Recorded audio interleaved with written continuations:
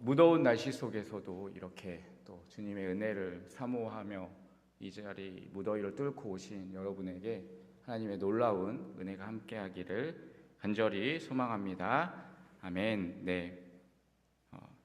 제가 오늘까지 청년부 수련회에 참석했다가 왔어요. 그래서 지금 은혜 충만합니다. 그래서 말씀의 제목이 예수님을 따르는 제자입니다. 좀 말씀이 좀 무섭죠?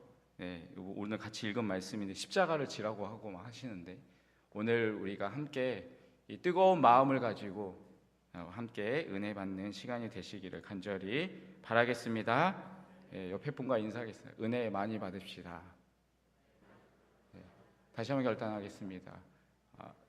이렇게 결단하겠습니다. 오늘 말씀을 붙잡고 살아가기를 원합니다. 한번 인사하겠습니다.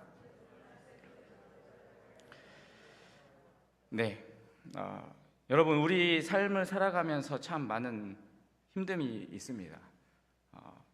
많이 힘들지만 특별히 우리 목회를 하는 목회자, 특별히 교회를 이끌어 가시는 담임 목사님 많이 힘들고 어려우신데 이 특별히 교회 목회자들 가운데 어려운 분들이 누구 있을까요? 바로 개척교회 목사님이십니다. 이 목사님이 얼마나 힘들고 어려운지 이러한 풍자한 유머가 있는데요. 어느 개척교회 목사님이 이제 시장을 이제 나갔습니다. 한 사람이 이제 소를 데리고 있는데 이 소에게 눈물이 나게 하면 내가 상금을 주겠다라는 그런 사람이 있었습니다. 그러니까 많은 사람들이 이제 그 상금을 타려고 많이 이제 소에게 눈물을 이렇게 빼내보려고 했지만 여러 가지 노력을 해도 이 소는 요지부동이었습니다. 그런데 이 개척교회 목사님이 소에게 다가가서 뭐라고 이렇게 한마디 하니까 소가 눈물을 갑자기 뚝뚝 흘리기 시작했습니다. 목사님이 뭐라고 말했을까요? 야, 나 개척교회 목사야. 소가 눈물을 흘렸다고 합니다. 이번에 개척교회 목사님이 그 다음 날도 시장에 갔더니 이번에는 절대로 움직이지 않는 소가 이렇게 있었는데 그 소를 가지고 그 사람이 이 소 움직하지 않는 이 소를 다만 일으키는 사람에게 내가 상금을 주겠다라고 그렇게 이야기를 했습니다. 그래서 이 개척교회 목사님이 이 소에게 다가가서 한마디를 했더니 바로 이 소가 벌떡 일어나서 뛰쳐 도망갔다고 합니다.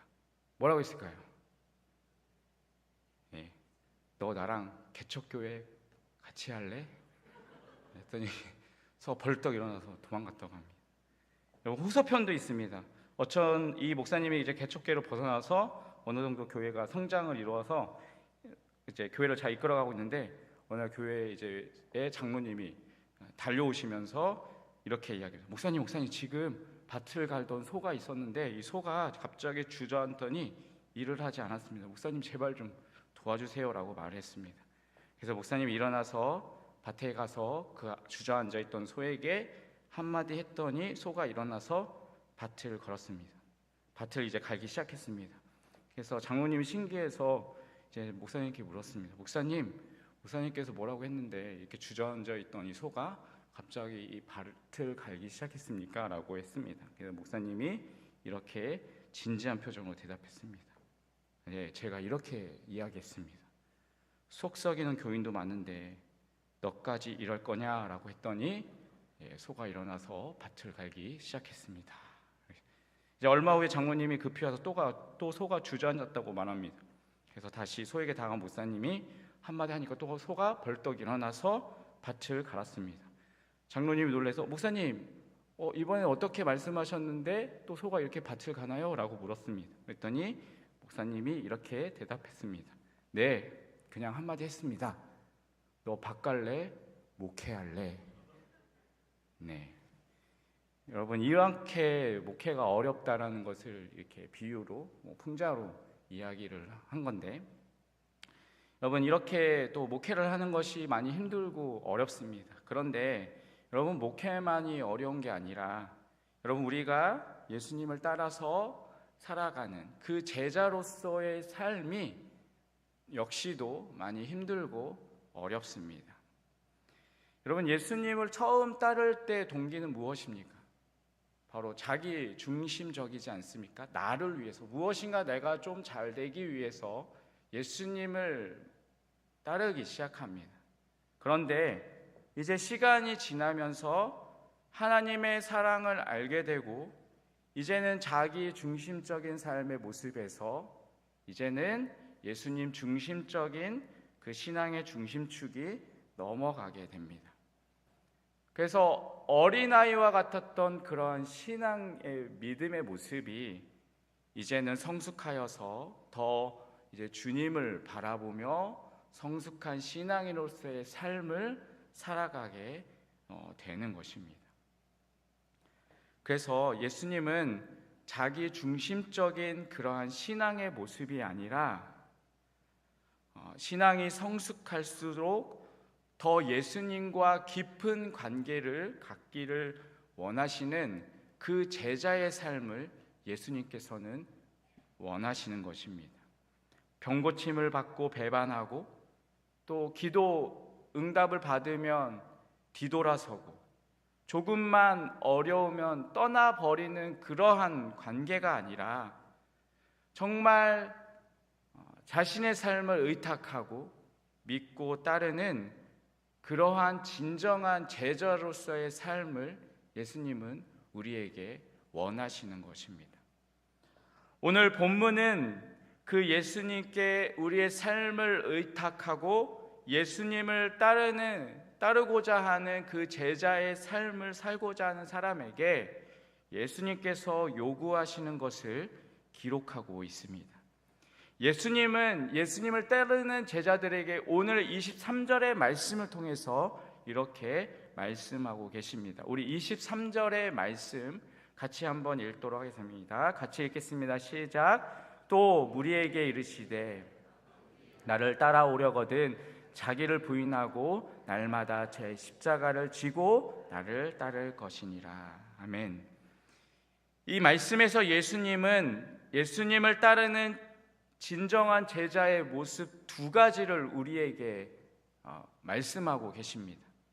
하나는 자기를 부인하는 것이고 또 하나는 날마다 자기 십자가를 지고 따르는 삶이어야 한다라고 말씀하고 계십니다. 나를 위해서 고난을 받으시고 십자가에서 죽으신 그 예수님을 묵상하면서 예수님께서 요구하시는 이 제자의 모습으로 우리는 우리의 자신을 한번 돌아보면서 나는 정말 그 예수님의 참된 제자로서의 삶을 살아가고 있는가 우리가 한번 생각해 보기를 원합니다. 그래서 오늘 우리는 이 예수님께서 요구하시는 두 가지 이 제자의 모습을 함께 살펴보면서 생각해 보고자 합니다. 여러분, 그러면 예수님께서 요구하시는 제자의 모습은 어떠한 모습입니까? 첫 번째는 바로 자기 십자가를 지고 따르는 삶입니다. 예수님을 따르는 제자의 삶을 살려면 자기의 십자가를 지고 따라야 합니다. 여러분, 그런데 여러분에게 십자가는 무엇입니까? 여러분, 십자가는 어떤 경우에 비석으로 사용되기도 합니다. 그래서 사람이 죽으면 땅을 파고 그 가운데 사람을 묻고 대신해서 십자가를 이제 박아 놓기도 합니다. 그러니까 그 십자가를 박아 놓으면서 이 사람이 그리스도인이다라는 것을 상징하는 의미가 있는 것 같습니다. 그런가 하면 이 병원이나 제약회사에 보면 이 십자가를 상징으로 사용하기도 합니다. 아마도 긍휼과 자비를 나타내고 십자가를 상징으로 그렇게 사용하는 것 같습니다. 아니면은 이제 영화를 보면 많이 보시죠. 귀신 쫓아낼 때 십자가를 사용하는 그런 모습을 볼 수가 있습니다. 그러니까 이 십자가의 어떠한 영적인 능력을 상징하는 것으로 사용되는 것 같습니다. 무엇보다 십자가는 교회를 상징하기도 합니다. 여러분 비행기 타보셨죠? 비행기 타고 대한민국을 이렇게 오르고 내리다 보면 여러분 많이 빨간 십자가를 우리가 볼 수 있습니다. 그러니까 그 빨간 십자가를 통하여서 이 땅에 또 참 많은 교회가 있다는 것을 우리가 볼 수가 있습니다. 이렇게 또 십자가는 이 교회를 상징하기도 합니다. 여러분 이렇게 십자가가 다양하게 사용되고 상징되어지고 있는데 여러분 그러면 정말 우리가 지고 가야 할 이 그 십자가의 의미는 무엇일까요? 여러분 그 십자가의 의미를 알기 위해서 예수님이 지신 십자가의 의미를 알아야 합니다. 여러분 예수님이 지신 십자가의 의미는 무엇일까요? 먼저 이 십자가는 하나님의 뜻을 생각하는 고난을 의미합니다. 그러니까 예수님의 그 십자가는 고난을 상징하는 것입니다. 그런데 이 십자가는 단순한 고난이 아니라 그 속에 담긴 하나님의 그 뜻을 생각하면서 그러니까 내가 자원함으로 그 고난을 받아들이는 것, 그것이 진정한 십자가입니다. 요한복음 18장 11절에 보면 이렇게 기록합니다. 예수께서 베드로더러 이르시되 칼집을 꽂으라, 아버지께서 주신 자는 내가 마시지 아니하겠느냐 하시니라 라고 말씀하십니다.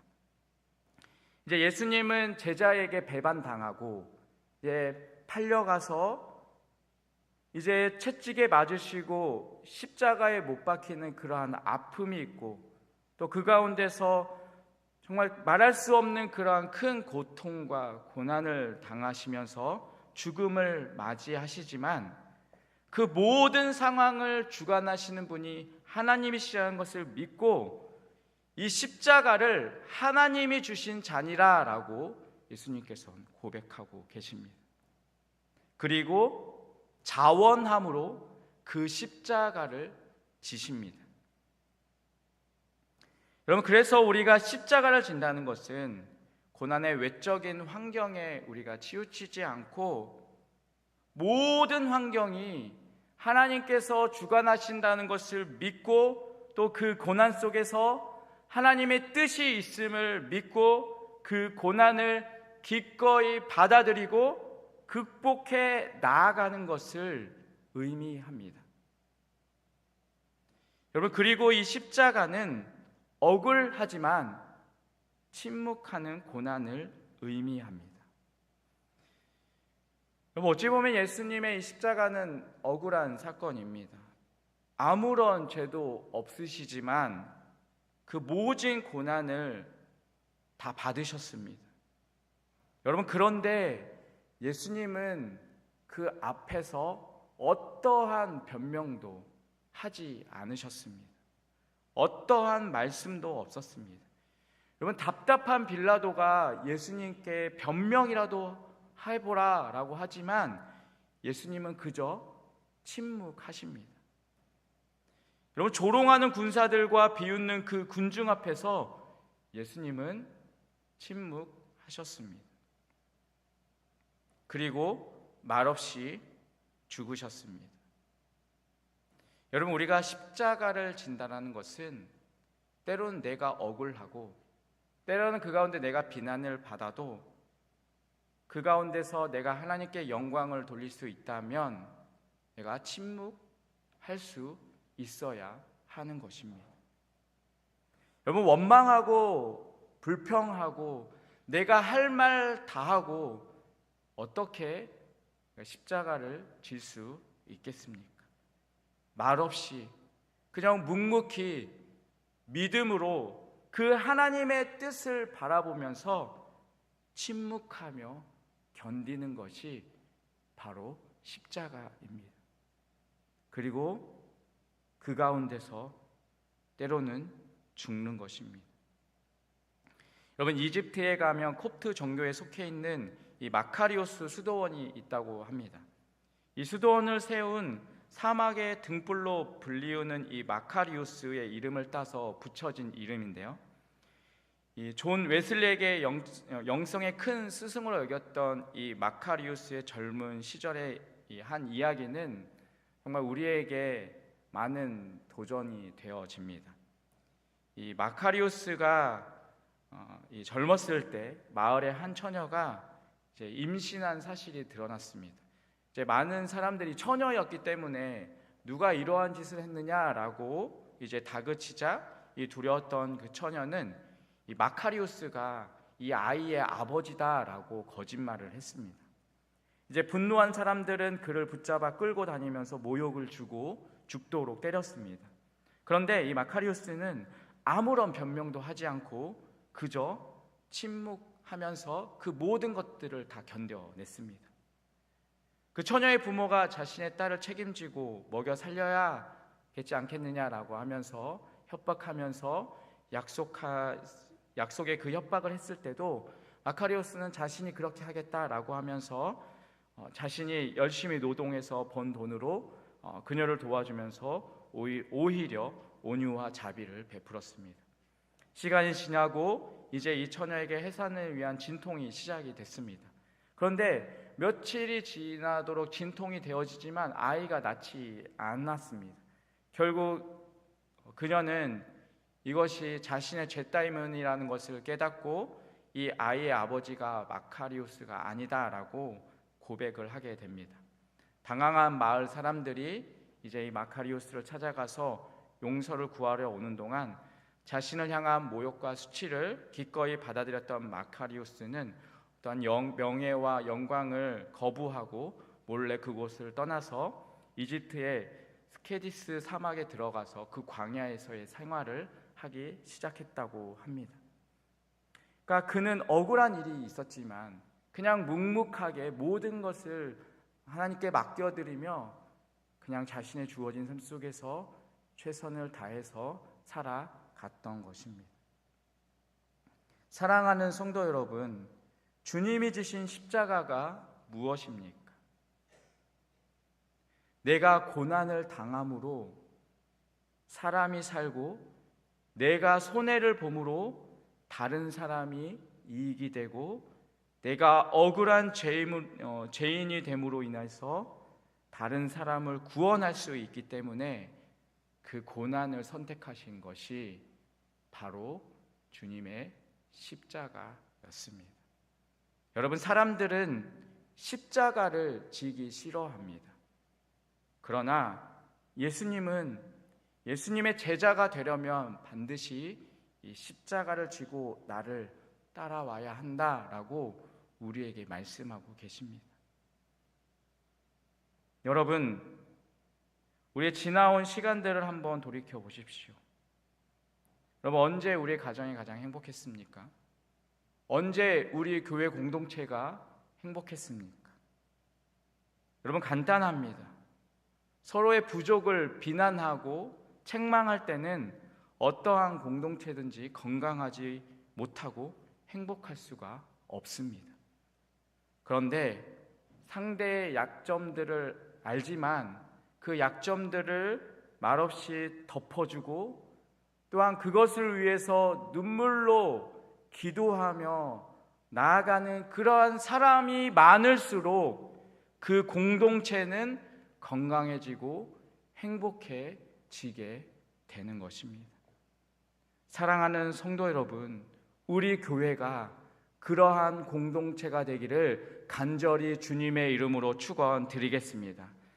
여러분, 상대의 약점을 보았다고 그것을 공격하는 것이 아니라 그 상대방의 약점을 보았다면 그 약점을 말없이 보듬어주고 또한 눈물로 그 약점을 이겨 나아갈 수 있도록 기도하는 그러한 우리의 모습이 되시기를 간절히 바라겠습니다.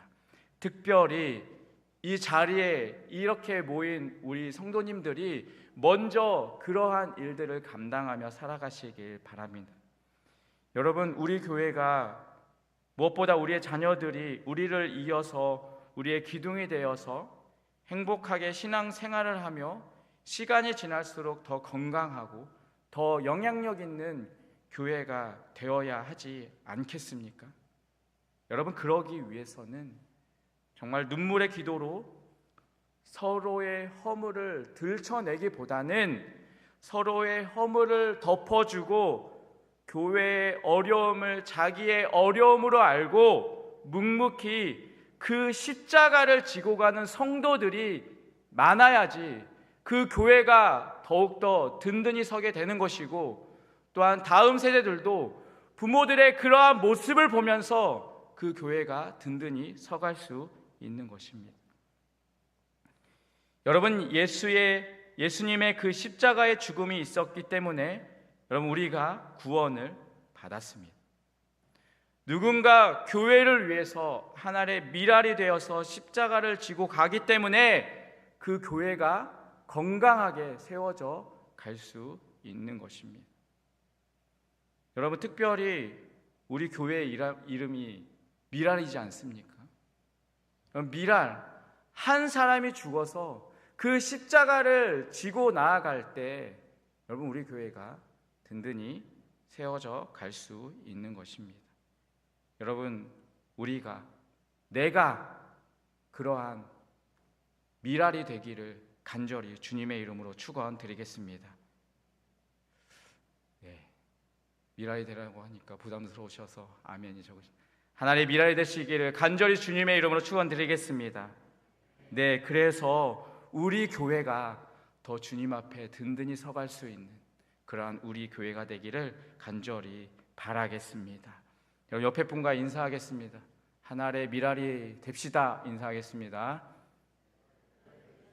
네, 여러분, 주님의 제자로 우리가 내가 하나의 미랄이 되어서 주님의 그 마음을 배우고 또한 나를 통해서 우리 교회를 든든히 세워갈 수 있는 그러한 삶이 되시기를 간절히 주님의 이름으로 축원드리겠습니다. 여러분, 두 번째로 예수님께서 우리에게 요구하시는 제자의 삶의 모습은 무엇입니까? 두 번째는 바로 자기를 부인하며 살아가야 합니다. 여러분, 십자가는 죽음입니다. 십자가를 지고 따른다는 것은 그래서 내가 날마다 죽는 삶을 사는 것입니다. 그것을 본문에서 주님은 자기를 부인하는 것이다 라고 말씀을 하셨습니다. 또 바울은 자신이 날마다 죽는다라고 말했습니다. 여러분, 무엇이 죽는 것입니까? 바로 내 자아가 죽는 것입니다.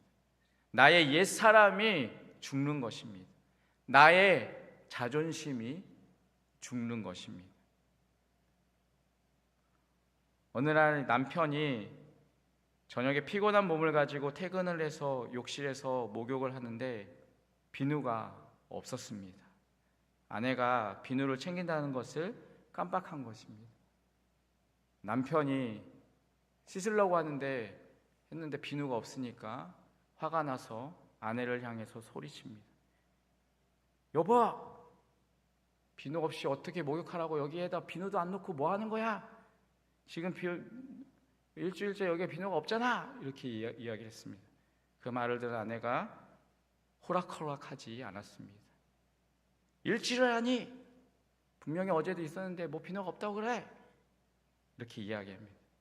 그러면 남편이 내가 좀 심했나? 라고 하면 좋은데 어디 또 그렇게 합니까? 서로 자기가 잘났다고 옥신각신하게 되는 것입니다.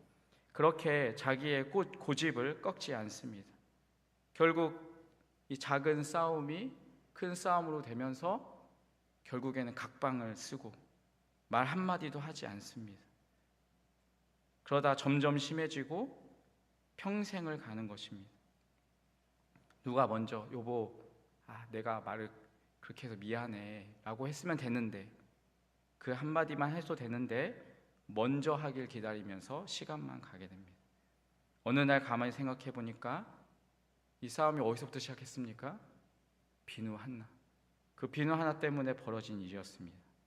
여러분, 그런데 정말 이 비누 하나 때문에 이 일이 일어났습니까? 바로 자존심이었습니다.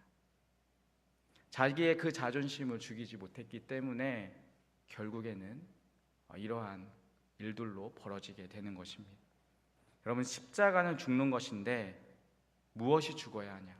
바로 내 자존심이 죽어야 하는 것입니다. 그렇기 때문에 이 십자가를 지기가 싫은 것입니다. 왜냐하면 내 이 자존심을 죽여야 하는데, 여러분, 내 자존심 죽이기가 얼마나 힘들고 어렵습니까? 여러분, 누군가 다투고 나서 화가 있는 분을 찾아가서 주님께서 우리를 용서하시고 용서하라고 하셨는데 내가 먼저 사과를 하면 어떻겠습니까? 먼저 찾아가서 손을 내밀고 화해를 요청하면 어떻겠습니까? 라고 그렇게 했더니 하는 말이, 물론 화해를 하고 싶습니다. 하지만 내가 먼저 하고 싶지는 않습니다. 라고 말을 했습니다. 화해를 하고 싶지만 내가 먼저 아는 게 아니라 다른 사람이 먼저 화해하기를 원하는 것. 여러분, 그것이 우리의 마음이지 않습니까? 여러분, 이것은 내가 죽지 않는 것입니다. 미국의 어느 한 목사님이 가정에 초청을 받았다고 합니다. 그 집이 너무나 아름다운 집이었는데 그 집보다 더 집안에 들어가 보니까 그 집에 사는 그 부부의 삶이 너무나도 아름답게 느껴졌다고 합니다. 항상 성령 충만하고 정말 부부가 싱글벙글한 모습이 아름답고 행복한 그런 부부의 모습이었다고 합니다. 잠시 이제 목사님이 의자 소파에 앉아 있는데 그 맞은편에 한 그림이 눈에 들어왔습니다. 그 그림이 십자가를 그려놓고 그곳에 부부가 환하게 웃고 있는 그 사진을 붙여놓은 그런 그림이었습니다. 그런데 그것을 들어보니까 이 그림에 사연이 있었습니다. 3년 전에 이 부부가 이제 이혼의 위기가 있었던 부부였습니다. 미국의 법은 일정 기간 별거를 하고 또 이제 변호사 앞에서 서로 사인하면 자동으로 이제 이혼하면 되는데 그것이 이혼이 되는데, 이 부부는 이제 이미 일정 기간 별거로 살아왔었습니다. 그래서 이제 변호사 앞에서 사인만 하면 이혼이 되는 그런 상황이었습니다. 그런데 마지막 이제 서명을 하고 법적으로 헤어지기 전에 남편의 마음이 아주 이제 부담스러웠던 것입니다.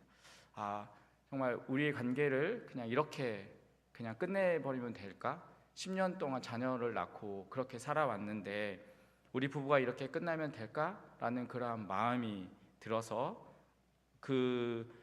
이제 이 남편이 교회를 이제 떠나서 살고 있었었는데 예전에 자기가 다녔던 그러한 교회에 다시 한번 하나님 앞에 내가 나가서 기도를 좀 해봐야겠다라는 그런 생각이 문득 들기 시작했습니다.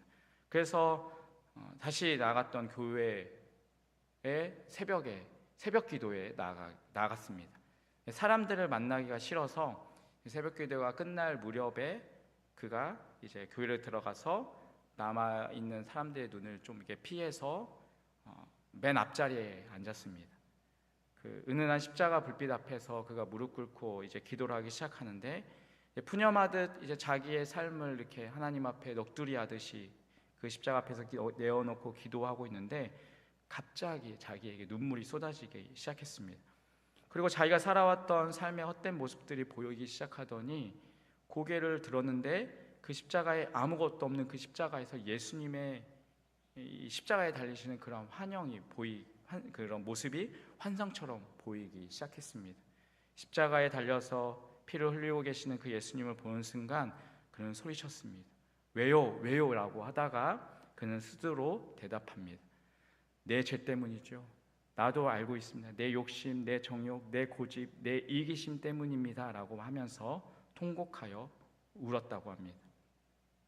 지금까지 이 부부관계가 어려웠던 것은 아내 때문에, 아내의 독특한 성격 때문이라고 그가 늘 주장해 왔었습니다.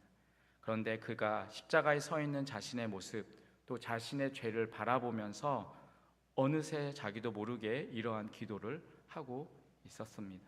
하나님, 제가 더 잘못했습니다. 하나님, 제가 더 잘못했습니다. 라고 기도하고 있었습니다. 그런데 공교롭게도 남편이 그런 기도를 하고 있을 때 남편이 조금 들어온 후에 아내가 예배당에 들어왔습니다. 아내는 아내대로 또 이제 마지막 사인을 하기 전에 이제 자신도 마음이 너무 좀 힘들고 어려워서 평소대로 교회에 갔는데 그날 좀 늦게 갔다고 합니다. 그러니까 조금 늦게 교회 이제 예배당에 들어가 보니까 여기서 앞에서 막 누군가 훌쩍거리고 통곡하고 있는데 그 기도하는 목소리를 들어보니까 어디선가 좀 많이 이제 익숙한 그런 목소리였다고 합니다. 자세히 이렇게 보니까 남편이 거기서 기도를 하고 있었던 거예요. 그래서 남편의 기도를 잠깐 들어봤더니 남편이 계속해서 하나님, 제가 더 잘못했어요. 하나님, 제가 더 잘못했어요. 라는 기도 소리가 들리고 이 소리를 듣는 순간 아내도 같이 오열하기 시작했다고 합니다. 따져보고 생각해 보니까 아내도 남편뿐만이 아니라 자기의 잘못도 많았다는 생각이 들면서 이 아내도 자기의 모습이 십자가 앞에 보이면서 기도하다가 더 이상 견디지 못하고 아내 역시도 남편이 기도하는 것으로 다가가서 함께 남편을 불렀습니다. 그리고 두 사람은 그 십자가 앞에서 무릎 꿇고 서로 껴안고 통곡하며 기도를 드렸습니다. 그리고 그 부부가 새벽에 손을 잡고 예배당에 나왔습니다. 그리고 하나님은 놀랍게 이 부부를 회복시켜 주시기 시작했습니다. 전에는 상대방 때문이다라고 생각을 했고, 그래서 상대방 때문에 내가 지금 이렇게 힘들고 어렵게 살아가고 있다라고 하면서 서로 비난했지만 그 부부는 이제 새로운 언어를 배웠다고 합니다. 여보, 내가 잘못했어요. 아니, 내 책임이에요. 나는 당신이 필요해요. 당신 때문에 행복해요. 이렇게 회복된 부부는 평소 잘 알고 지내던 화가에게 십자가를 좀 그려달라라고 부탁을 해서 화가가 그려준 그 십자가 그림 옆에 이 부부가 환하게 웃고 있는 그 사진을 붙였다고 합니다. 왜냐하면 이 십자가 때문에 회복됐고 이 십자가 때문에 이렇게 행복하게 살 수 있었기 때문입니다. 여러분, 그렇습니다. 우리가 십자가 앞에 내 자신을 바라볼 수만 있다면 우리는 우리 자신을 부인할 수 있을 것입니다. 그리고 내가 부인할 때 우리는 그 십자가에서 나의 모든 것들을 내려놓고 내가 그 십자가를 지고 주님을 따르는 진정한 제자가 될 수 있을 것입니다. 여러분, 혹시 나의 삶 가운데 어떠한 위기가 있으십니까? 여러분의 가정 가운데 어떠한 어려움이 있으십니까? 그럼 무엇이 여러분의 가정을 그렇게 흔들어 놓고 있습니까? 여러분, 따지고 보면 우리의 연약함, 더 따지고 보면 우리의 죄와 허물이지 않겠습니까?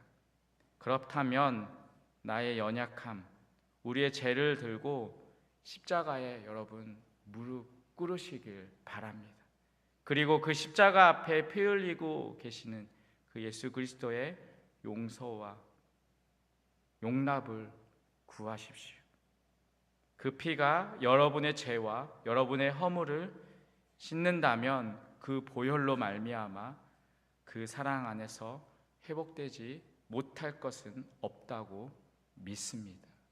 여러분, 오늘 금요일 기도의 이 시간, 그 하나님의 십자가 앞에 여러분의 모든 것을 무릎 꿇고 하나님 앞에 고백하며 나아가시길 간절히 바라겠습니다. 여러분, 이 회복의 은혜가, 이 치유하시는 사랑이 언제나 여러분의 삶 가운데 함께 하시기를 주님의 이름으로 간절히 축원드리겠습니다. 기도하겠습니다.